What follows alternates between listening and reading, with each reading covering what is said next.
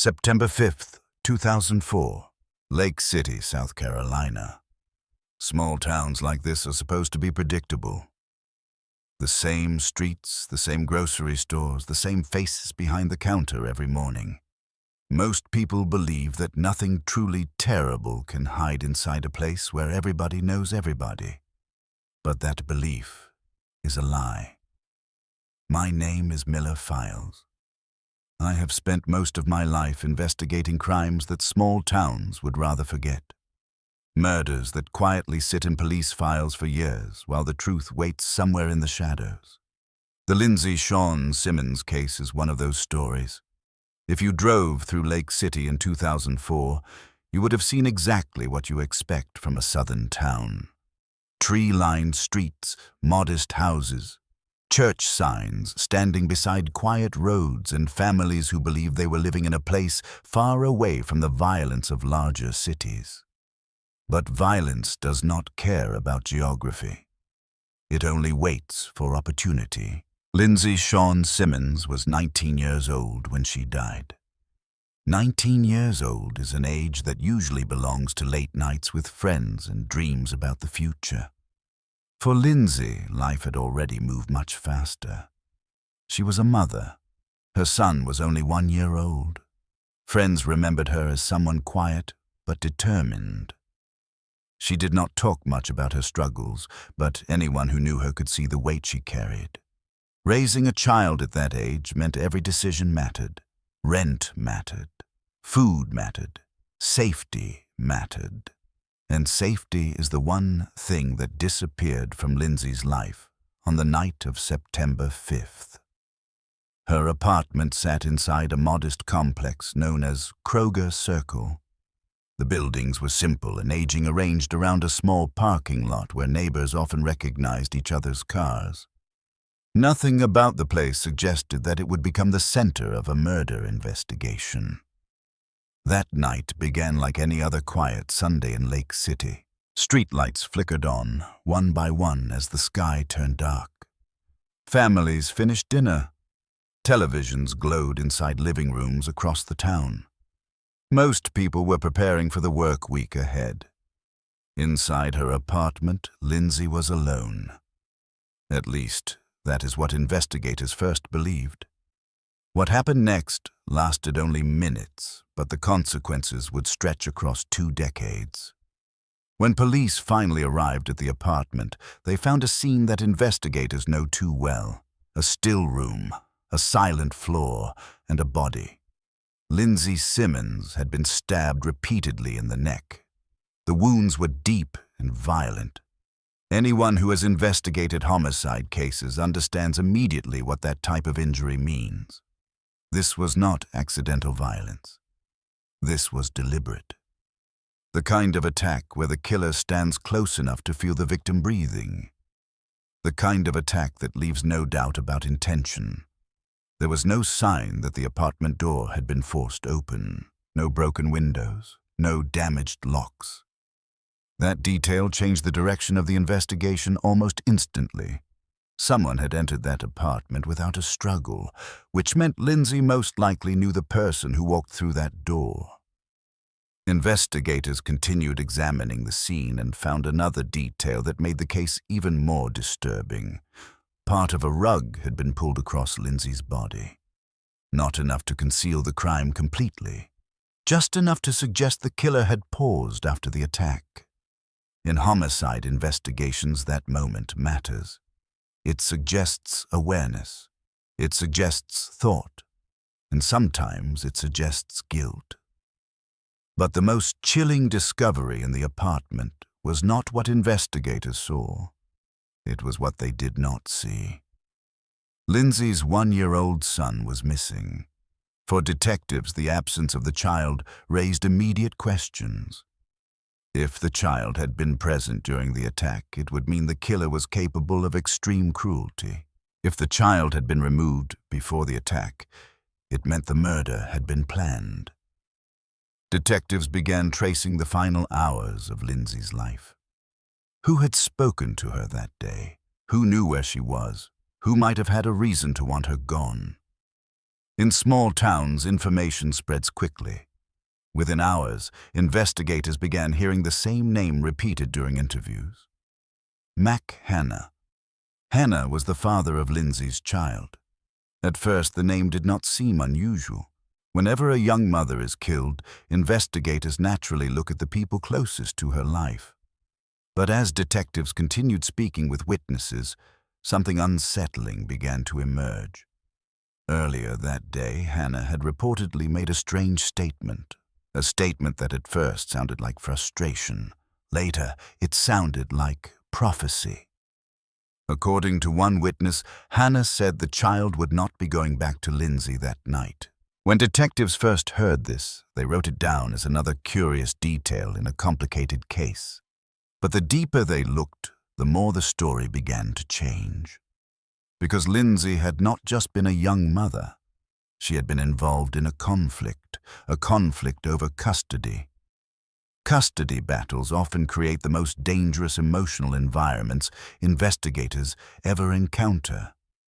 When parents believe they might lose control over their children, emotions escalate quickly. Anger turns into resentment. Resentment sometimes becomes obsession, and obsession can lead to violence.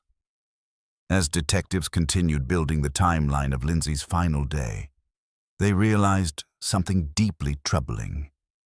Several people had seen strangers near the apartment complex earlier that evening, people who did not live there, people who had no reason to be in Kroger's circle. Witness descriptions were vague, but the pattern was enough to catch investigators' attention. It suggested the possibility that Lindsay's killer had not acted alone. The idea of multiple people involved in the attack changed everything. A single person committing a spontaneous murder is one type of crime. Multiple people coordinating an attack is something entirely different. That kind of crime requires planning, communication, preparation. The possibility that someone had hired others to carry out the killing slowly began entering investigators' conversations. But at that moment, it was only a theory, a disturbing theory. Still, the investigation moved forward. Detectives interviewed neighbors who lived close to Lindsay's apartment. Some remembered hearing movement late that evening. Others said they noticed unfamiliar cars in the parking lot. But no one had seen the actual attack. The silence surrounding the moment of the murder became one of the most frustrating obstacles in the case. Without witnesses or physical evidence pointing directly to a suspect, the investigation began slowing down. Weeks passed, then months. Lake City returned to its quiet routines while the Simmons case slowly faded from daily conversation. But the detectives working the case could not forget one thing. That statement. The child will not be going back to her tonight. Statements like that do not disappear easily in a homicide investigation. They linger, they echo, and sometimes they point toward the truth long before anyone is ready to see it. But what investigators did not realize yet was that the truth behind Lindsay Simmons' death was far more complicated than a simple domestic dispute. Because somewhere behind the quiet streets of Lake City, an arrangement may already have been made. An agreement that would take 20 years to expose. And when it finally came into the light, it would reveal something far darker than anyone in that town had imagined. The murder of Lindsay Shawn Simmons might not have been a moment of rage. It might have been a contract. When investigators look at homicide cases involving young parents, one question appears again and again. Who benefits from the death? It is a difficult question, but it is one that every detective must ask. In the case of Lindsay Shawn Simmons, the answer seemed to sit quietly at the center of her life. Her child. By the time detectives began reconstructing the final months of Lindsay's life, it became clear that her relationship with the father of her son had been far from peaceful. Mack Hanna was not simply a distant parent. He was deeply involved in the growing tension surrounding custody of the child. Custody battles can transform ordinary disagreements into dangerous conflicts. People who might otherwise remain calm suddenly feel that everything important in their lives is about to be taken away. Investigators studying the Simmons case began hearing stories from people who had watched the conflict between Lindsay and Hanna slowly intensify. Friends of Lindsay described arguments that had become more frequent in the months before her death. Some arguments were about money. Others were about the child, but underneath those disagreements was something deeper. Control. Control over where the child would live, control over who would raise him, control over the future. And when control begins to slip away from someone who refuses to lose, the results can become unpredictable. Detectives reviewing the early reports noticed that Lindsay had been worried in the weeks before she died. Several people later told investigators that she had expressed fear about the situation surrounding the child's father. Fear does not always mean someone expects violence, but sometimes it does. One acquaintance remembered Lindsay saying something that would later feel disturbingly prophetic. She had reportedly said that if anything ever happened to her, people should look at the custody dispute. At the time, it sounded like frustration. After the murder, it sounded like a warning. As detectives continued their interviews, they discovered another troubling detail. The custody situation between Lindsay and Mack Hanna was not simply a private disagreement. It had become a legal struggle. Court discussions about custody can create enormous pressure. Each hearing brings the possibility that one parent will gain more authority than the other. For someone who fears losing control, that possibility can feel like a threat. Detectives began examining whether Hanna believed the custody situation was turning against him. If that were true, it could explain the tension witnesses had described.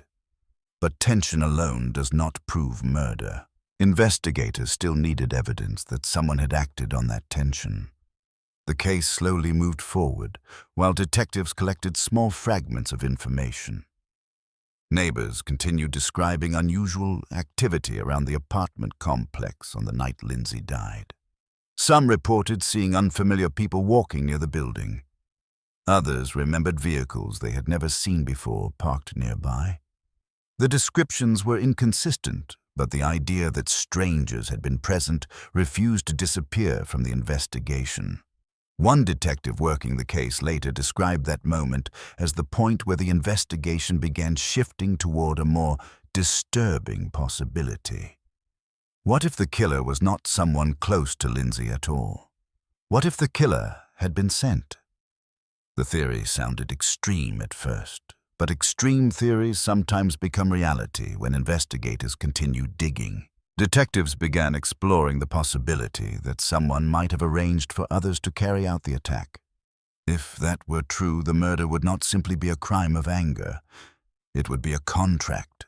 Contract killings are rare in small towns, but rare does not mean impossible. When detectives examined Lindsay's final day, they noticed something else that seemed unusual. The timing. The attack occurred during a period when Lindsay was known to be alone at home. That meant whoever entered the apartment likely knew her schedule.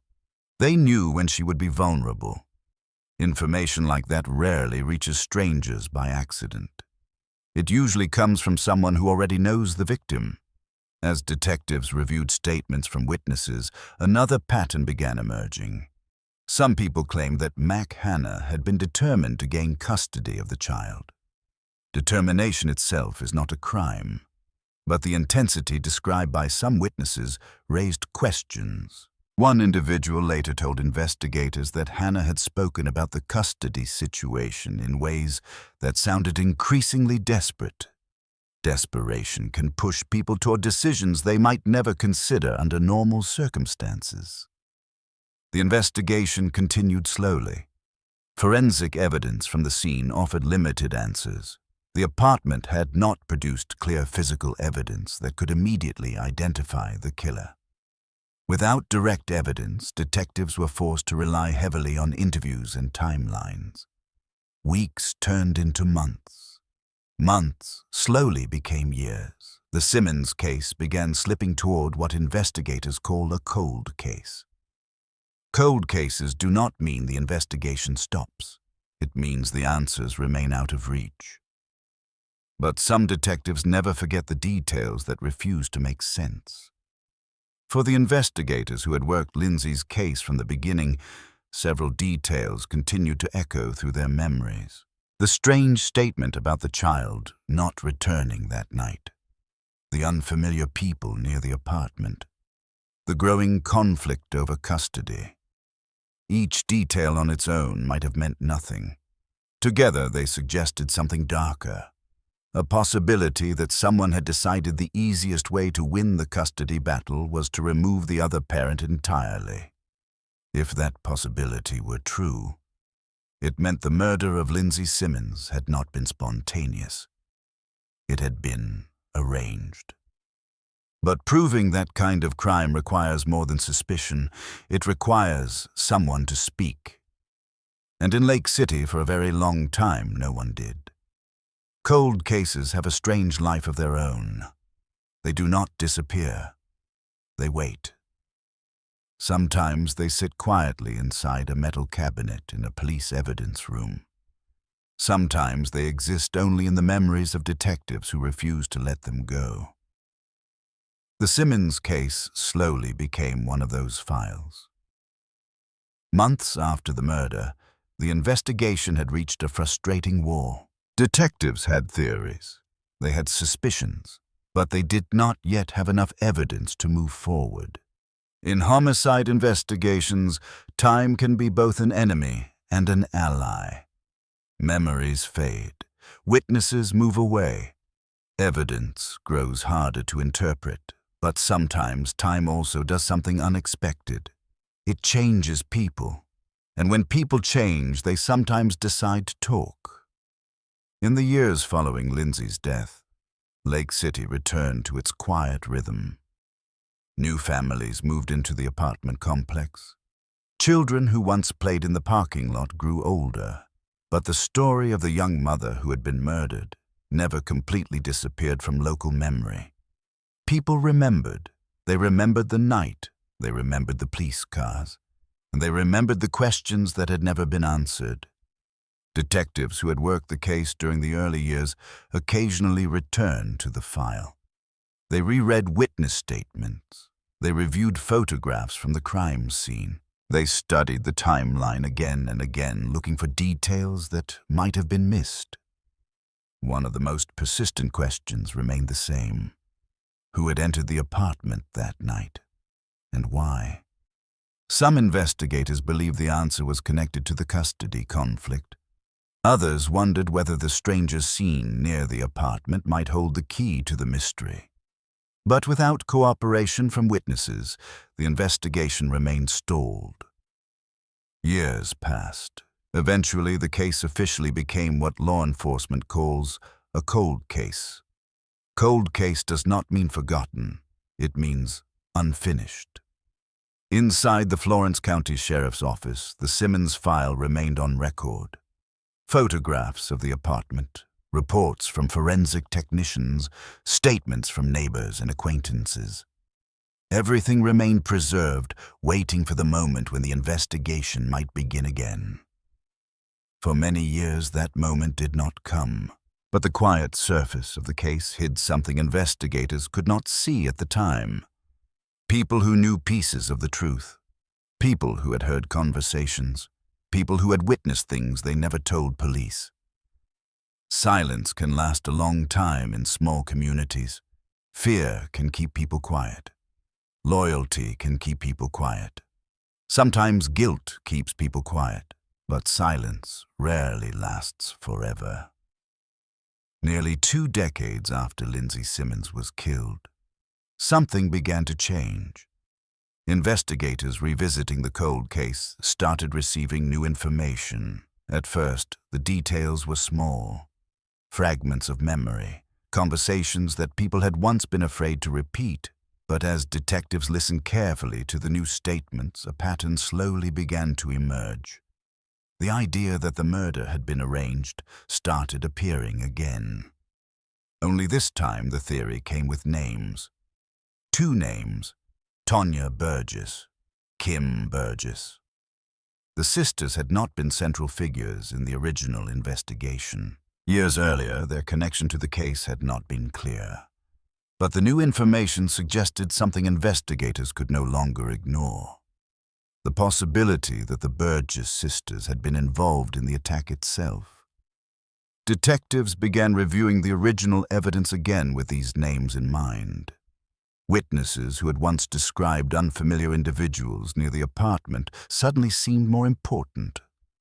Descriptions that once felt vague now looked like possible connections.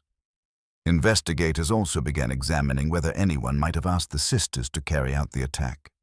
That question inevitably returned to the same person whose name had appeared in the earliest interviews. Mack Hanna. If the theory was correct, it would mean the crime had unfolded in two parts. First, someone had arranged the murder, then others had carried it out. Contract killings often follow that pattern. The person who wants the crime committed rarely appears at the scene. Instead, they rely on distance. Distance creates protection. Distance creates doubt. But distance also creates vulnerability, because every person involved in a conspiracy becomes a potential witness, and conspiracies rarely remain secret forever. As investigators dug deeper into the possibility of a hired attack, they began searching for connections between Hanna and the Burgess sisters. Relationships, financial exchanges, conversations, anything that might explain why the sisters would have entered Lindsay Simmons' apartment that night. The investigation that had once seemed frozen slowly began moving again.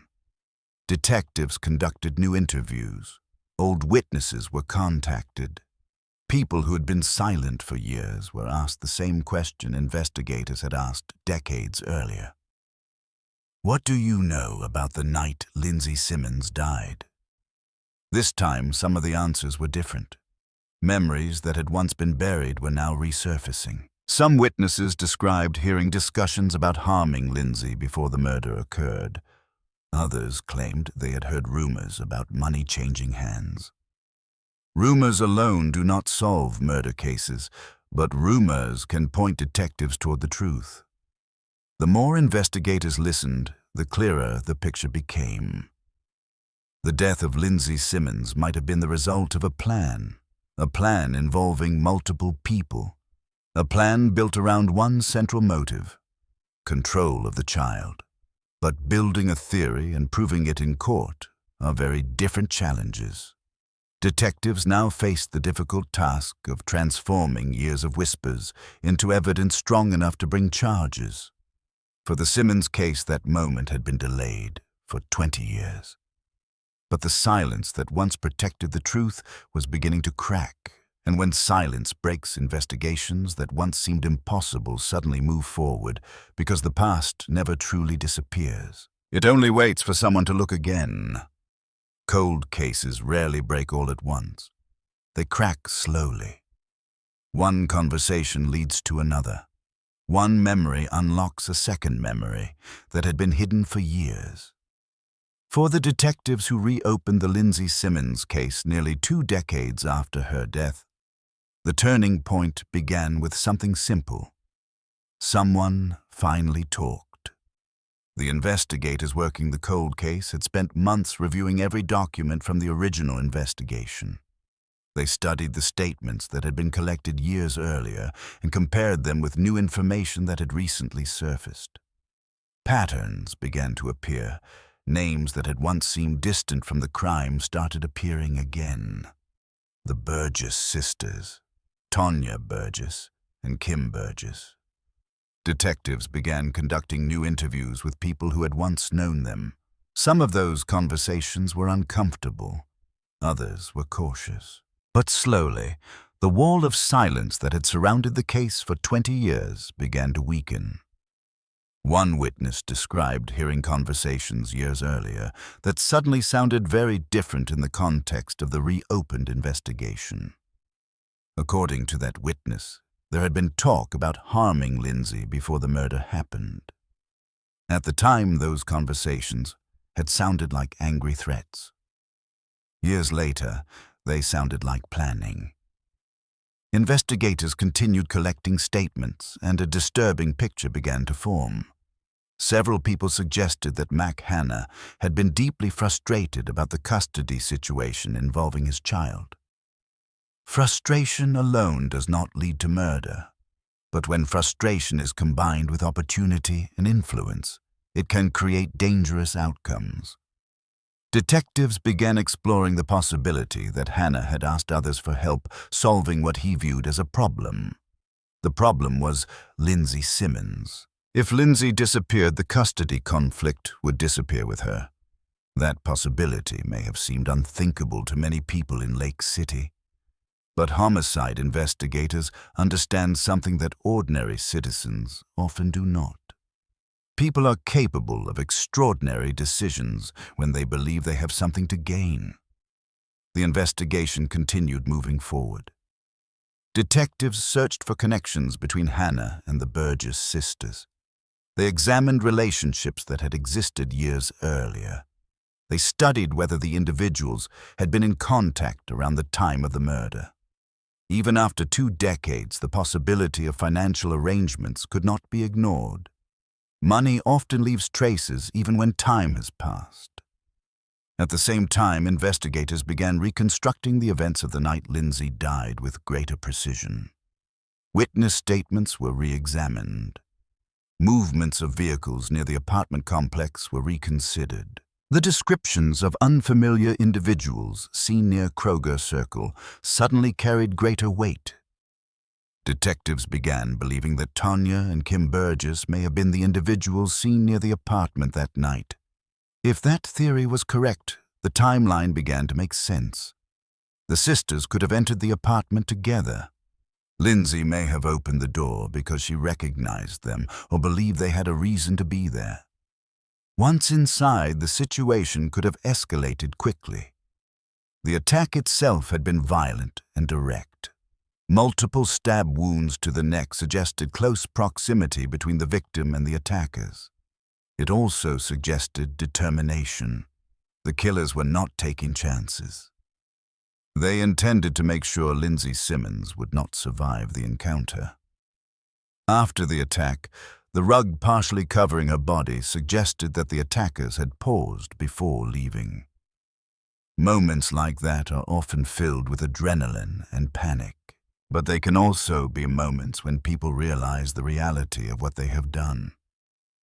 The killers eventually left the apartment. Behind them, they left a crime scene that would puzzle investigators for 20 years. But time had begun working against the people responsible, because memories do not remain perfectly buried. Someone remembers a conversation. Someone notices a detail that once seemed unimportant, and eventually those memories begin forming a path back toward the truth. Detectives gathering the new information believed they were finally seeing the outline of the crime clearly. A custody conflict, a father determined to gain control of his child. 2 individuals willing to carry out an attack. But investigators still needed enough evidence to move the case from suspicion to prosecution. Cold cases demand patience. Each piece of evidence must survive the scrutiny of a courtroom. Statements must be consistent, connections must be verified.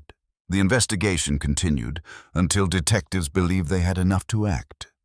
Nearly 20 years after the night Lindsay Simmons was murdered, law enforcement officers prepared to take the step that had once seemed impossible.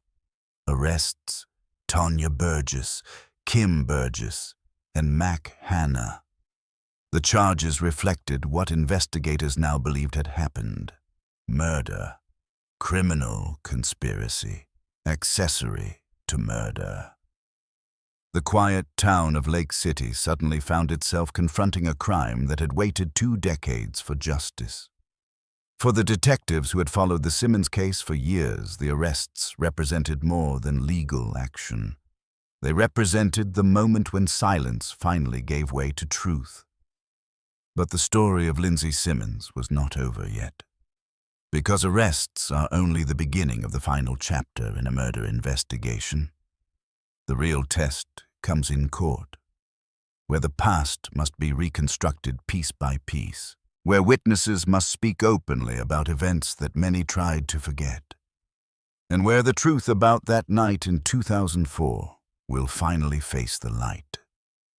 When a murder investigation reaches the moment of arrest, many people believe the story is finished. But detectives understand something different. Arrests do not end a case. They begin the final battle for the truth. For the town of Lake City, the arrests connected to the death of Lindsay Shawn Simmons forced the community to confront something it had tried to live without for nearly 2 decades: the past. For 20 years, the murder of a 19-year-old mother had existed as an unanswered question, a crime that people discussed quietly but rarely understood. Now the investigation had moved into a new phase: courtrooms, evidence, testimony, and the careful reconstruction of a night that had changed many lives. For detectives, the most important task after the arrests was transforming years of investigation into a narrative that could stand in front of a judge and a jury. Every statement needed to be verified. Every timeline needed to be supported. Every detail needed to show how the events of September the 5th, 2004 had unfolded. Investigators believed that the picture was finally clear. The custody conflict surrounding Lindsay's child had created tension that continued to grow during the months before her death. That tension had centered around one question: who would control the child's future? Detectives believed that question eventually pushed Mack Hanna toward a decision that would reshape multiple lives. If Lindsay remained alive, the custody conflict would continue. If she disappeared, the conflict would end. According to the investigation, Hanna allegedly sought help from others to make that outcome possible. Tonya Burgess and Kim Burgess became central figures in the theory of the crime. Detectives believe the sisters had entered Lindsay's apartment together on the night of the attack. Inside the apartment, the confrontation turned violent. Multiple stab wounds to the neck suggested a close and brutal assault. Within minutes, the young mother was dead. Her child would grow up without ever knowing the life that might have existed if that night had unfolded differently. After the attack, the individuals responsible left the apartment. The rug pulled across Lindsay's body suggested a brief moment after the violence ended. Perhaps hesitation, perhaps panic, but whatever thoughts may have passed through the attackers' minds did not change the reality of the crime. The apartment door closed behind them. The town of Lake City returned to sleep, and the truth began its long journey into silence. For 20 years that silence held. Children grew older, families moved away, and the memory of Lindsay Simmons slowly faded for many people. But investigations are rarely finished simply because time passes. The detectives who continued reviewing the Simmons case never completely abandoned the belief that the truth could still emerge. When the cold case was reopened nearly 2 decades later, the fragments of information that had once seemed meaningless began to connect. Witness statements, old rumors, memories of conversations. Each piece added another layer to the picture. Eventually, the investigation reached the moment where law enforcement believed the silence had finally broken. Arrests were made, charges were filed, and the story of Lindsay Simmons returned to public attention after years of quiet uncertainty. For the family of Lindsay Simmons, the arrests represented something that had been missing for most of their lives: hope. Hope that the person responsible for the loss of their daughter might finally face justice. Hope that the questions surrounding her death might finally receive answers. But homicide investigations rarely offer perfect closure. Trials can last months. Evidence can be challenged. Witnesses can struggle to recall events that happened decades earlier. Justice moves slowly, sometimes painfully slowly. Yet even slow justice can matter. For the detectives who work this case, the importance of the Simmons investigation extends beyond one courtroom. It stands as a reminder that time does not erase responsibility. 20 years may pass, memories may fade, but crimes have a way of waiting for someone to reopen the file, waiting for someone to ask the questions again, waiting for the moment when silence finally breaks. The murder of Lindsay Shawn Simmons began as a quiet tragedy inside a small apartment in Lake City. It became a mystery that lasted for decades. And eventually, it became a test of whether persistence can overcome time. As a detective, I have seen many cases where answers never arrive. But occasionally there are cases like this one. Cases where the truth refuses to stay buried. The story of Lindsay Simmons reminds us that justice does not always move quickly, but sometimes it moves eventually. And sometimes that is enough to bring the past back into the light.